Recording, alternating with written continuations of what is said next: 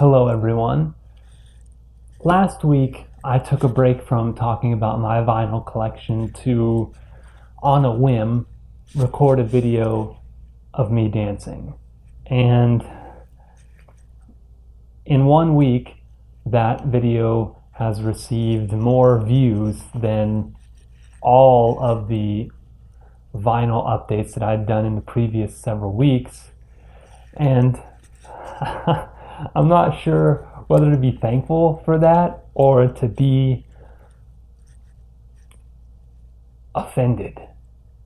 Because you know what? I'm going to keep talking about these vinyl. So you're going to keep watching it. We've got a few more and you're going to deal with it and you're going to like it. So without any further ado, let's get going. This is it. Please let me know if this ain't love. You better let me know if this is it. All right.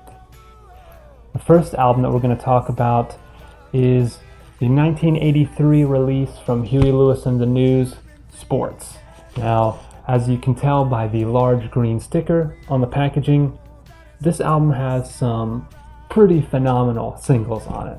We've got The Heart of Rock and Roll, I Want a New Drug, Heart and Soul, and This Is It, all of which are fantastic. Unfortunately, no Power of Love on this album, which is probably most people's favorite Huey Lewis and the News song. But I'll be darned if this is not a very fun album to listen to. And pretty sure I got it for free.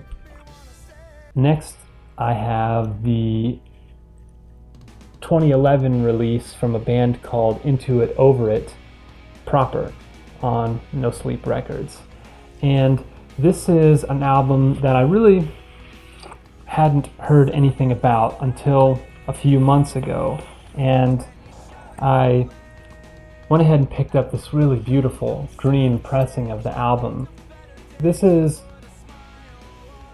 for lack of a better term, a classic emo sound. So way back before emo was a dirty word, there was a genre that was emerging of music that was emotive, that wanted to make people feel something. And this album does it. Especially side B. Really, I can't even put my finger on it, but for some reason, this album makes me miss home. You know, it makes me wish that I could see my friends back in Indiana. It makes me wish that I could see my family. Really fantastic album, even though there's a twinge of sadness that I feel when I listen to it. It's something that, if you like that vintage sounding emo like you heard in the early 2000s, this is a must-have album. Into It, Over It, Proper. Next, I have this album, In-A-Gadda-Da-Vida by Iron Butterfly. This is an album that is pretty darn psychedelic, if you couldn't tell. It's got 5 songs on side A, but side B is that 17-minute psychedelic epic In-A-Gadda-Da-Vida, which is synonymous for drug use, and there's probably a good reason for that. It's out there. Anyways, if you're looking to make a trip into outer space, if you know what I'm talking about, this is your album. This is going off the rails real fast. Okay. Let's get back on track. Next, I have Aqualung by Jethro Tull.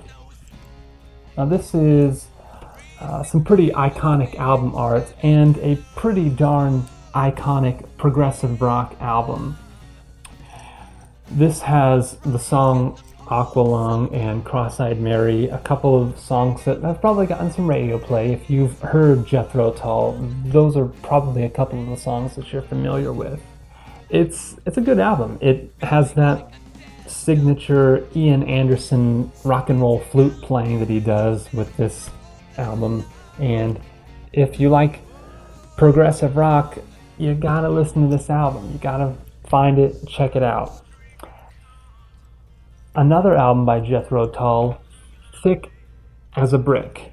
And this is a pretty awesome package because it looks like a newspaper, and the liner notes are laid out like a newspaper as well. And this is basically one big song spread out over two sides, and it's sort of making fun of the title of progressive that got thrust on Jethro Tull after they released Aqualung. And in spite of the fact that they're making fun of the genre, this is a seminal release in the pantheon of great progressive rock albums. If you like progressive rock, Thick as a Brick, gotta check it out. Next up, I have a vinyl that I just found, and found without any sort of sleeve or anything. It's John Denver's Greatest Hits. Now, I'm not a huge John Denver fan, but his greatest hits are worth giving a listen to, especially if you don't have to pay for it. Alright, next up, I have Leftoverture by the great band Kansas. So good. 1976 album. This has some killer singles on it. Carry On My Wayward Son is on here, and that is probably their most famous song ever. It's also got Magnum Opus, which is a pretty substantial piece of classic rock with a little bit of progressive going on, and definitely an album that's worth listening to if you enjoy classic rock. Next up, I have The Point of No Return, another album by Kansas. This is their 1977 release. This has some more just consistent hard rockin' Kansas tunes on it. Point of No Return, which is actually a really fun song, and one of my secret favorite Kansas songs ever, Closet Chronicles, which is really good. Another album that I would recommend checking out. And the last album that we're going to talk about this time is King Krimson, In the Court of the Crimson King. This is an incredibly iconic piece of album art and kind of terrifying. This is an album that was released in 1969 by one of the masters of experimental progressive rock, Robert Fripp, and the band that he put together, King Krimson. Now, my copy of this album is pretty beat up. However, it plays really nicely, and it's got some awesome tracks on it. 21st Century Schizoid Man, can't beat it. And The Court of the Crimson King, another great song. I believe that got a little bit of radio play as well. But I also really like I Talk to the Wind and Epitaph, which are a couple more subdued tracks that are just really good to listen to. All right, that's all that we're going to talk about in this update. And I'm pretty sure that we have now just about past the halfway point in my collection. So we are getting there. Follow me on Twitter. I'll put some information in the description section below. Ask me some questions in the comments. Let me know what you want to hear me talk about. And I don't know if I want to post another video of me dancing. Help me out and I'll help you out, because that's how this works. Until next time, peace.